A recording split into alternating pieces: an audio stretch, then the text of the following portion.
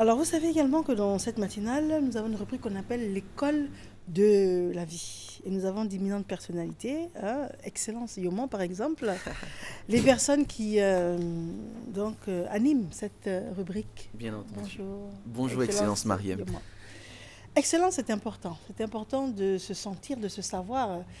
Excellence, c'est un style de pensée, c'est un mode de vie. Exactement, c'est un conditionnement. Tout à fait. C'est un conditionnement et c'est d'autant plus important parce que nous sommes le résultat de nos pensées.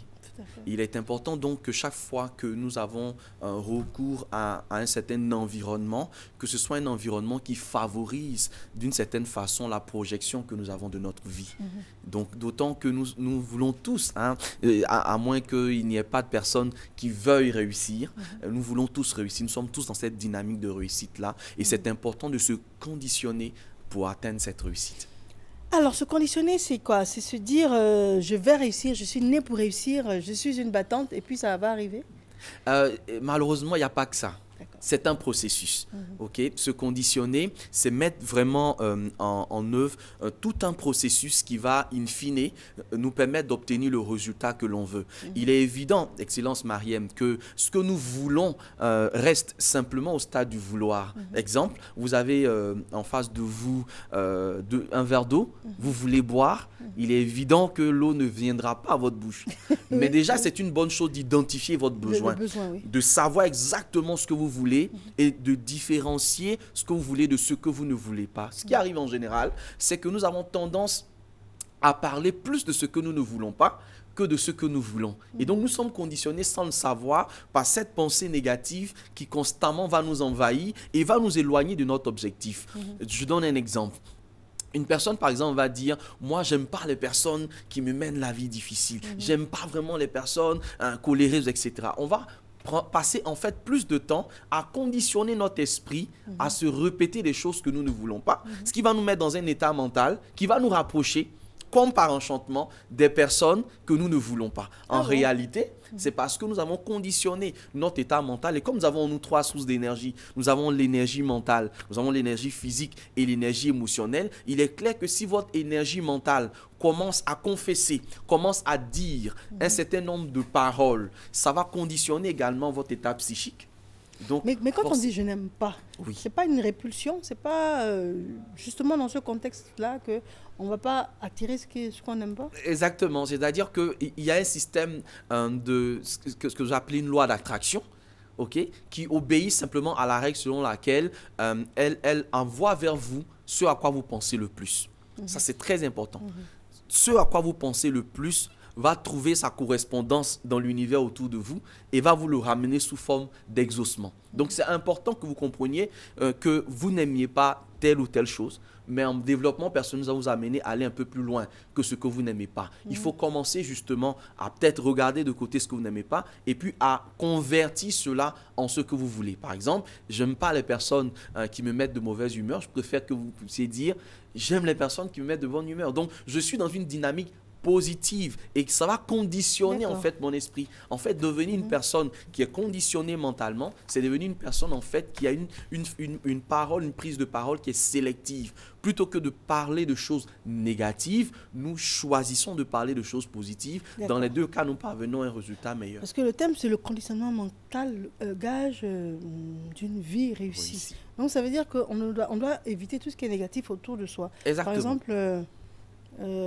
j'aime pas tel plat. On ne le dit pas, on parle plutôt de ce qu'on aime.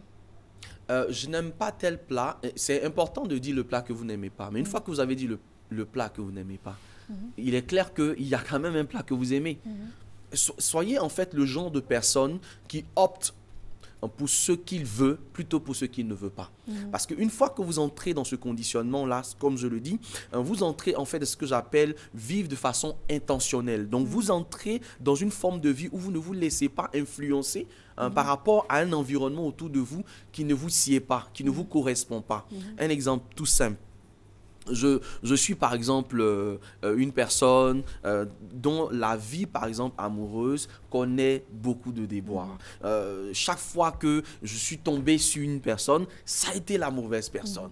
Soit ça a été un arnaqueur, après ça a été un voleur. Enfin, ma vie amoureuse tourne finalement autour de personnes constamment négatives. La question que je dois me poser est de savoir quel est l'état mental dans lequel je me trouve pour attirer vers moi ce type ou ce genre de personnes. C'est un très bon exemple parce que, par définition, personne ne souhaite attirer ce genre Exactement. de personnes. Donc, chacun, in fine, se dit, j'ai besoin de faire ma vie, j'ai besoin d'être heureuse, épanouie et puis équilibrée. Exactement. Donc, à quel moment est-ce que cette personne a des propos ou a des pensées négatives au point où ce ne sont que des gens de mauvaise intention qu'elle attire? Déjà, il faut savoir que votre conditionnement mental peut être conscient ou inconscient. Okay. Votre conditionnement mental est inconscient à partir du moment où vous avez stocké à l'intérieur de vous une sorte de peur. Il y a parfois en nous, en fonction des diverses expériences de vie que nous avons expérimentées, nous tombons en fait dans une forme de peur intérieure qui est que je ne veux pas, je crains de tomber sur une personne. Chat échaudé craint l'eau froide aussi. Exactement, mais il faut à un moment donné que ce chat-là se rémue un tout petit peu de cette eau et apprenne à se sécher. C'est très important que vous puissiez comprendre que vous devez dépasser vos peurs. Mais d'un autre côté, on a l'impression que c'est ce qu'on appelle l'expérience. Par Oui. rapport au fait qu'on a été spontané, naïve et aimante, on peut se dire que bon, j'ai plutôt intérêt à être réservé, mesuré et réaliste, par exemple. L'expérience, Excellence Mariem, c'est la leçon positive que vous tirez d'une histoire, d'un fait, de quelque chose que vous avez vécu. L'expérience ne vous n'annule pas en vous la capacité d'aller de l'avant.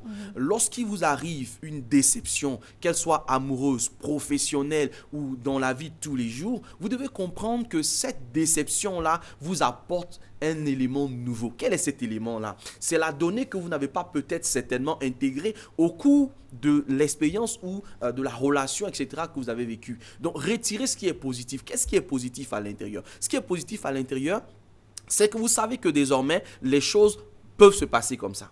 Et comme elles peuvent se passer comme ça, vous vous dites également, deuxième chose, toutes les personnes que je croiserai sur mon chemin ne sont pas cette personne qui a été dans ma vie. Tous ceux que je vais rencontrer sur mon chemin ne sont pas cette personne que j'ai rencontrée dans ma vie. Mais qu'est-ce que je fais? Je fais en sorte que de ce que j'ai vécu, je me donne encore toutes les possibilités, parce que c'est ça qui fait la particularité de la vie. La particularité de la vie, et on fait un clin d'œil à ce qui s'est passé ici en Côte d'Ivoire depuis la semaine dernière. La particularité de la vie, c'est que peu importe vos pleurs, peu importe vos craintes, peu importe ce que vous vivez de difficile, il y aura toujours un lendemain. C'est pour ça qu'on dit même pas peur. C'est-à-dire on cherche à transformer en force. Exactement, exactement. Et c'est ça le conditionnement mental. C'est que ce que vous ne conditionnez pas va vous conditionner.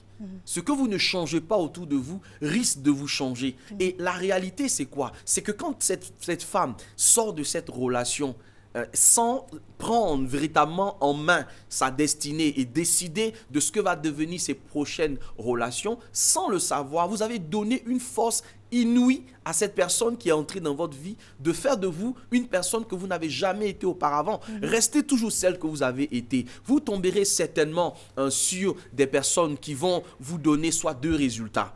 Le premier résultat, c'est que vous tombez sur la bonne personne, c'est une personne à vie. Vous tombez sur la mauvaise personne, elle vous donne une leçon, mais cette leçon, elle est pour la vie également. Oui. Dans les deux cas, vous n'avez pas perdu. Vous restez justement dans ce conditionnement mental qui fait que la peur qui est à l'intérieur de vous et qui fait que finalement, vous avez envie, sans vous rendre compte, de faire mal en fait à la prochaine personne ou au prochain partenaire en affaires que vous avez sur votre chemin, en fait c'est une transformation, c'est un conditionnement dans lequel vous êtes entré. Excellence, Yomo. Oui. Précisément, après une déception amoureuse, Oui. la personne se dit, je ne vais plus m'investir spontanément et je vais rester très méfiante. C'est une bonne ou une mauvaise résolution? C'est une mauvaise résolution. Une mauvaise résolution parce que la méfiance est négative. Se méfier, c'est en fait c'est-à-dire faire attention à une personne en se disant qu'elle est capable de me faire quelque chose de mal. Vous voyez? Oui, mais d'un Elle est autre capable côté, de me faire quelque chose de mal. Donc, vous voyez déjà que dans votre approche n'est pas juste. Parce que la personne qui entre dans votre vie ne vous a encore rien fait de mal. Mais déjà, vous avez établi un processus dans lequel vous vous attendez. Intentionnellement, vous vous attendez à ce qu'il y ait quelque chose. est-ce que ce n'est pas ce qu'on appelle se préserver pour ne plus s'exposer au point de prendre des coups trop vite? Oui, c'est exposé. Je comprends exactement votre démarche, Excellence Mariem. Mais l'objectif du développement personnel, justement, c'est que vous ne puissiez pas tomber dans cette forme de peur parce que c'est une forme de peur. Et si cette forme de peur n'est pas travaillée et qu'on ne l'extirpe pas de votre mental, elle va devenir comportementale maintenant. C'est-à-dire que ça va se traduire dans votre comportement au quotidien. Et ce qui va faire que finalement, là où par exemple une personne aurait dit quelque chose, non pas même dans le but de vous peiner, parce que franchement, dans nos relations interpersonnelles, il y a toujours des écarts, un écart de comportement, un écart de langage, etc. Vous voyez, c'est pas parce que cette personne aura commis un acte sur le moment que ça veut dire forcément qu'elle peut être comparée à la personne précédente. Mais la réalité, c'est que nous avons tellement gardé en nous cette peur intérieure que quelque chose va arriver de la part de cette personne que finalement, dès qu'il se produit un fait qui est complètement éloigné de la réalité, on finit par entrer... On devient paranoïaque. Exactement. C'est une forme également de conditionnement mental. Vous avez dit que finalement, vous n'êtes plus vous. Vous n'êtes plus cette personne. Et c'est pour cela, justement, que j'ai envie de dire à un Ivoirien, une Ivoirienne qui m'entend, que ce qui s'est passé, le but, l'objectif d'un terroriste ou d'une personne qui entre dans ce schéma-là, c'est de créer en vous un conditionnement. C'est de faire en sorte, par exemple, que vous n'ayez plus les habitudes que vous aviez. Là, cette personne vient et elle chamboule quelque chose à l'intérieur de vous. Elle crée en vous un mécanisme de peur. C'est normal, Mariem. Il faut peut-être que nos enfants, ceux qui nous écoutent, nos concitoyens comprennent que la peur est un processus normal. C'est normal d'avoir peur. Mais ce qui n'est pas normal, c'est de laisser la peur modifier notre mode de vie. C'est de laisser la peur transformer nos habitudes de vie. C'est normal que nous ayons peur. Parce que si j'ai peur, ça me permet de me protéger. La peur va me permettre de prendre des dispositions qui vont faire que je vais continuer à vivre. Et si je continue à vivre, alors il y a des projets encore qui peuvent s'accomplir, alors je peux servir ma nation davantage, alors je peux développer, etc., etc. Donc c'est important que tu comprennes que la peur que j'ai à l'intérieur de moi, c'est normal. Vous voyez, parfois, on va entrer dans des discours selon lesquels on peut supprimer la peur, etc. Non, c'est ça qui fait notre humanité. Vous voyez, nos peurs, nos doutes, nos inquiétudes, notre incapacité parfois à nous relever. C'est tout ça qui fait notre humanité. Et en développement personnel, on ne va pas enlever la peur. On va vous dire, c'est normal que vous ayez peur, mais maintenant, apprenez à dépasser cette peur-là. Dites-vous, à l'intérieur de vous, il y a deux processus par lesquels nous pouvons réussir à vous conditionner mentalement. Premièrement, par l'autosuggestion dont vous avez parlé. Donc, se dire de bonnes paroles.